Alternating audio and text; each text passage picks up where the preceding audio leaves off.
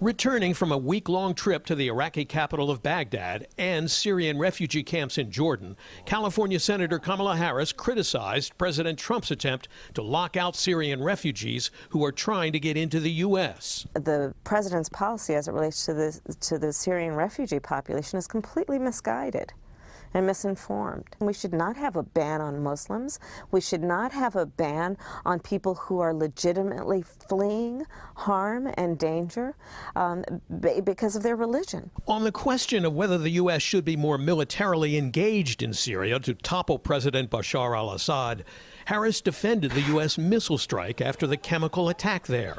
So I asked her about whether the U.S. should follow up on that. Should there be more military engagement from the U.S. there as well to topple Assad? I think we have to do an assessment.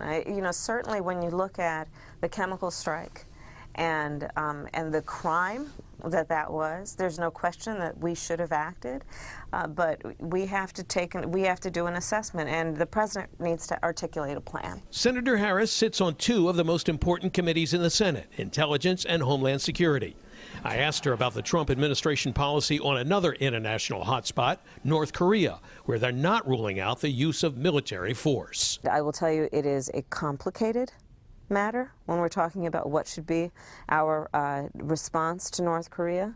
But one thing I can tell you, and I'm very certain and serious about, it is complex, and we have to have a clear plan that cannot be a function of just what we feel like tweeting at 3 o'clock in the morning.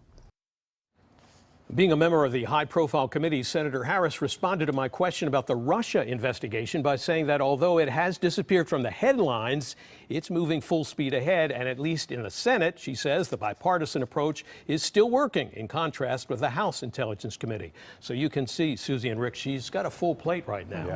All right.